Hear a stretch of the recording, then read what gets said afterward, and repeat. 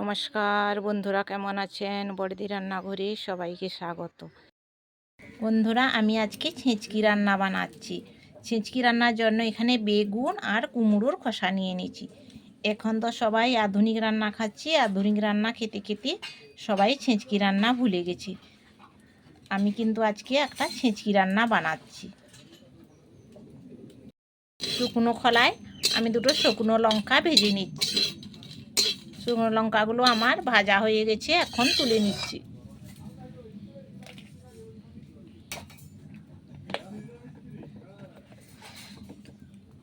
কড়াইতে একটু তেল দিয়ে দিলাম। এখন তেল গরম হয়েছে, কড়ার মধ্যে আমি সবজি কাটাগুলো ঢেলে দিচ্ছি। এর মধ্যে একটু নুন দিলাম,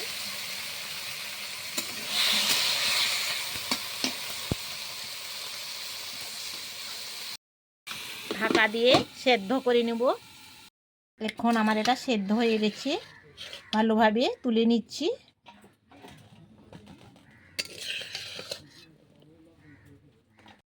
কড়াইটা আমি পরিষ্কার করে ধুয়ে তেল দিয়ে দিয়েছি। এখন আমার তেল গরম হয়ে গেছে, তেলের মধ্যে একটা ফোড়ন দিচ্ছি শুকনো লঙ্কা আর একটু সর্ষে,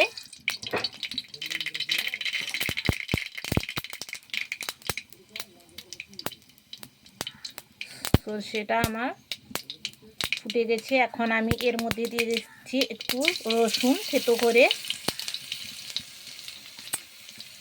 রসুন একটু ভাজা ভাজা হয়ে যা। বন্ধুরা, আপনারা ভাবছেন এটা আবার কি রান্না, খেতে কীরকম লাগবে? আপনারা বাড়িতে বানিয়ে খাবেন, খেতে কিন্তু খুবই সুন্দর লাগবে।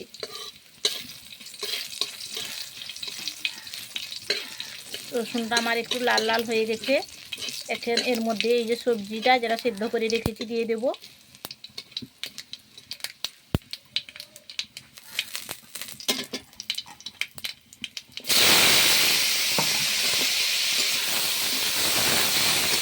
যে কোনো জিনিস ভালোভাবে রান্না করলে খেতে খুবই ভালো লাগে।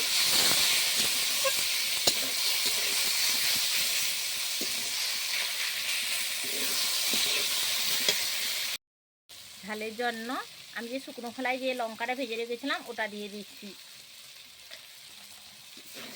আর একটু লাল লাল করে ভেজে তুলে নেব। বন্ধুরা, কিন্তু আপনারা জানাবেন আমার এই ছেচকি রান্নাটা আপনাদের কেমন লাগলো।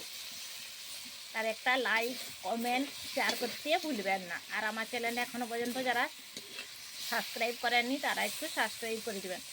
এখন আমি এটা তুলে নিচ্ছি। আমার ছেচকি রান্না এখনই রেডি, গরম গরম ভাতের সঙ্গে এখন পরিবেশন করব।